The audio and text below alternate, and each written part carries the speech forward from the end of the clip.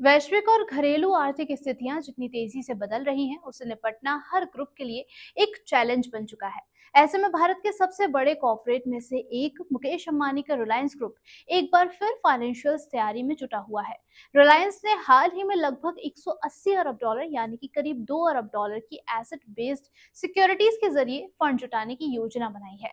ये डील न केवल रिलायंस के लिए बल्कि भारतीय वित्तीय बाजार के लिए भी एक माइलस्टोन साबित हो सकता है। लेकिन अब सवाल उठता है कि ऐसी क्या खास बात है जो इस डील को देश की अब तक की सबसे बड़ी डील्स में से एक बनाया जा रहा है, और क्या इस डील में रिलायंस के इंफ्रास्ट्रक्चर और टेलीकॉम डिवीजन से जुड़ी भारी कर्ज भी शामिल हो सकते हैं। इसे लेकर एक्सपर्ट्स की क्या कुछ राय है, आइए विस्तार से समझते हैं। सबसे पहले बात करते हैं सिक्योरिटाइजेशन मार्केट की।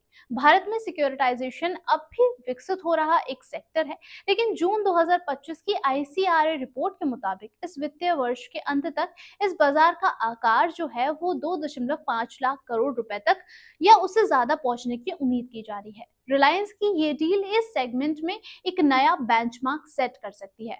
रिलायंस की इस डील का फॉर्मेट पास यूथ सर्टिफिकेशन होगा। इसका मतलब यह है कि निवेशकों को एक मजबूत और भरोसेमंद सिक्योरिटी में निवेश करने का बड़ा मौका मिलेगा। ये deal non banking financial companies के मार्केट में रिलायंस की एंट्री भी मानी जा रही है, जिससे कि इस सेक्टर में नई हलचल भी आ चुकी है। डील्स के समय सिक्योरिटीज की मैच्योरिटी 3 से 5 साल की होगी और इसका प्रबंधन इंटरनेशनल निवेशक बैंक बार्कलेज पीएलसी करेगा। फिलहाल रिलायंस और बार्कलेज ने इस बारे में अभी कोई भी ऑफिशियल बयान नहीं दिया है।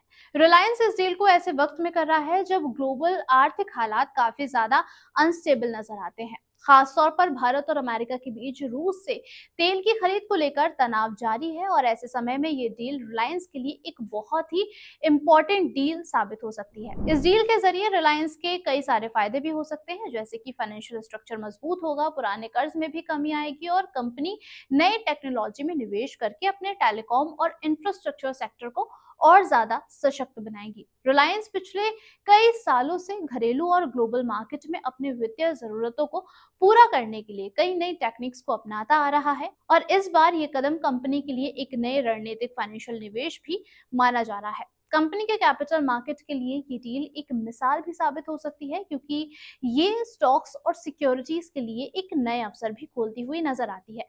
आने वाले महीनों में इसका असर भारतीय शेयर बाजार और निवेशकों पर स्पष्ट रूप से भी देखने को मिलेगा। लेकिन अब सवाल बनता है कि क्या रिलायंस की ये बड़ी डील कंपनी की नई ऊंचाइयों की शुरुआत होगी या फिर ये केवल एक वित्तीय कदम भी हो सकता है।